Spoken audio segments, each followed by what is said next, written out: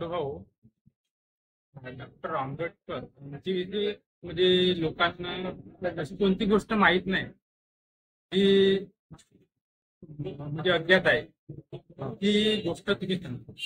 हा तर पहा कसं आहे की डॉक्टर बाबासाहेब आंबेडकरची एक गोष्ट सांगतो तुम्हाला की तुम्हाला माहित असेल की जेव्हा अंग्रेज होते, ठीक आहे, तर अंग्रेज असताना त्यांनी जे स्वतंत्र प्रांत होते, ठीक आहे, त्यावेळेस जे म्हणजे राजाच्या अंडरमध्ये येत होते, तर ते प्रांत त्यांनी म्हणलं होतं की तुम्ही स्वतंत्र आहेत म्हणून, ठीक आहे. असं पुष्कळचे प्रांत तेव्हा करण्यात आले होते.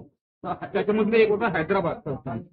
तर हैदराबाद संस्थानमध्ये जे निजाम होते, ठीक आहे, ते निजाम म्हणजे त्यांचे जे त्या प्रांतामध्ये त्यांचे जे कानून चालू होते ते धर्मांध कानून चालू होते, ठीक आहे.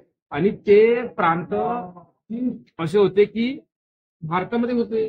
भारताची त्याची अशी जी भूमी होती ती म्हणजे आपल्या भारताला एकदम लागून, ठीक आहे, पण ते प्रांत वेगवेगळे करण्यात आले होते.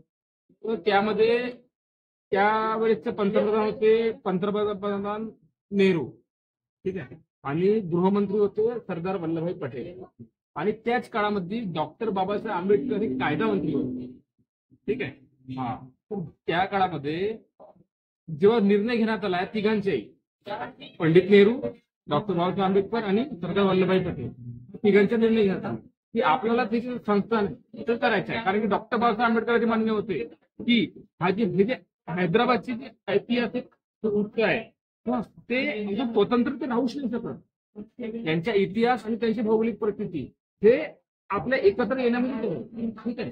तर हा निर्णय घेण्यात आला की लष्कराच्या द्वारे ते संस्थान आपल्या भारतामध्ये विलीन करण्यात येईल. पण निजामाचे शासन होते आणि तिथे म्हणजे मूलभूत अधिकार सुद्धा नव्हते नागरिकांना. तर आपले डॉक्टर बाबासाहेब कायदा मंत्री होते, ठीक आहे. तर जेव्हा सरदार जे वल्लभभाई पटेल गृहमंत्री आहेत त्यांनी सल्ला घेतला होता डॉक्टर बाबासाहेब आंबेडकर यांच्याबरोबर. तर सरदार वल्लभभाई म्हणत होते की आपण लष्कर पाठवू, ठीक आहे, आणि ते संस्थान आपल्याकडे करण्याचा प्रयत्न करू. आणि जे पंडित नेहरू म्हणा या डॉक्टर बाबासाहेब आंबेडकर आणि ते सरदार वल्लभ याची तिघांची बैठक झाली.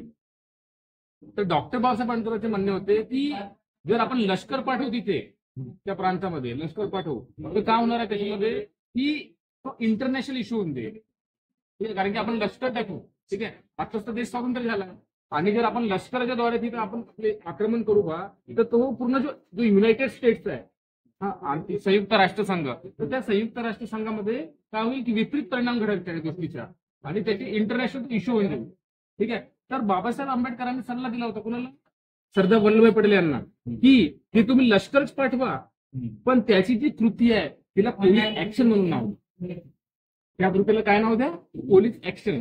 आणि मग ते सरदार वल्लभभाई पटेल यांना बाबासाहेबांची गोष्ट पटली.